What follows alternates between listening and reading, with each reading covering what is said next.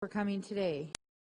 You all are aware the Presidential Inauguration Committee has asked us to declare a National Day of Unity and Remembrance and ask communities around the country to remember and honor all of those who have been lost during this pandemic.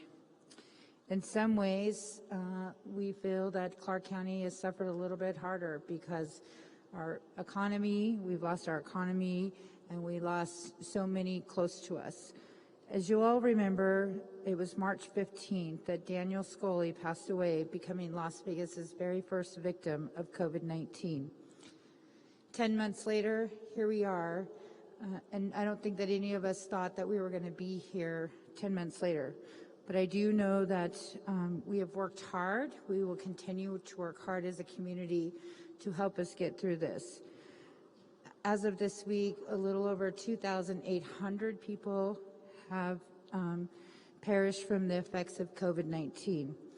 Those people are our neighbors, our friends, our community members, mothers, fathers, grandparents of so many. And so we want to really take this time and to honor what was sacrificed during COVID-19 in our own community.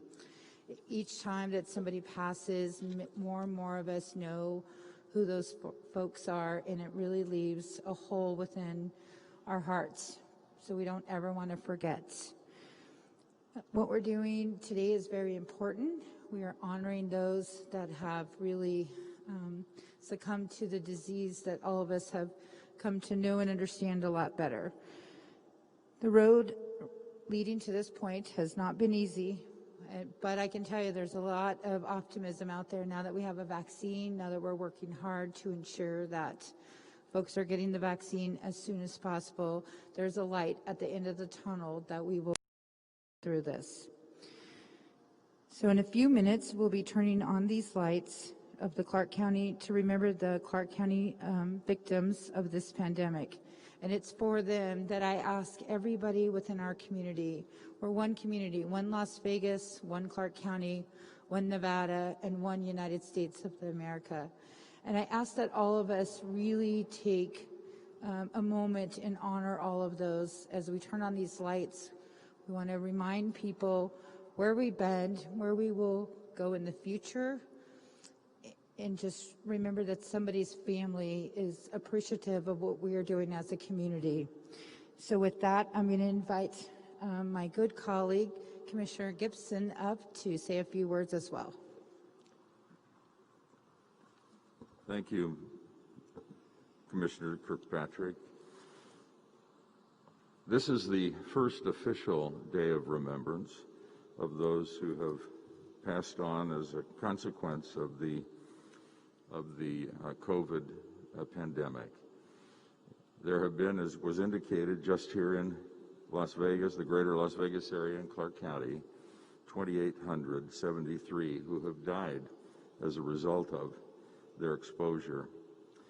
There are some who may suggest it's too soon to do a remembrance, but I disagree. I suspect that the families of those who have died would disagree, and I believe they would like us to remember their lost ones, do it in a meaningful way, not forget, and most importantly, band together and commit ourselves to whatever it takes to overcome the current issues that face us with the raging virus that has the capacity to take lives. It would be wonderful to announce we're finally ready to put an end to the pandemic, but that isn't the case, and we all know that. And as a result, we know that the 2,873 residents who passed is only part of the count. We would hope that the count would not get a whole lot bigger, but we know that there will be others who will succumb. So it requires of us a commitment to do our part. The vaccine offers an opportunity to do our part. We hope that people across this community will take it seriously, and if they have already thought not to, at least rethink things and consider it. In any case, we're continuing to apply the resources that are available to us to get the vaccine out as fast as it is provided to us. And we've done about all we can do in that regard.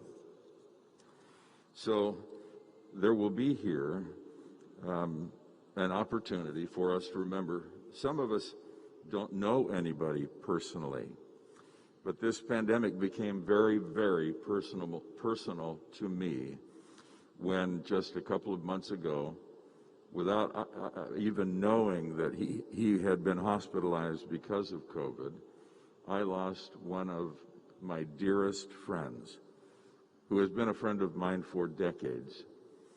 It became very personal, as I said. And I vowed then that I wasn't going to question things that I had questioned before. It had really struck home with me that anyone, because we do not know what their chemistry is, we do not know what their DNA would tell us, could in fact be numbered among those who have passed. So we're remembering and we're committing ourselves. The 29 columns of light, one for each 100 residents, stretching from here in this room to the ceiling, and out the skylights to the heavens, are a stark reminder of the enormity of what has befallen us. And our commitment is that we not just remember, but that we are motivated to act in a responsible way that may bring us to a place where we're really safe here. That's our hope. May these people rest in peace, and in their memory, ladies and gentlemen, let us now illuminate this space as we have planned to do.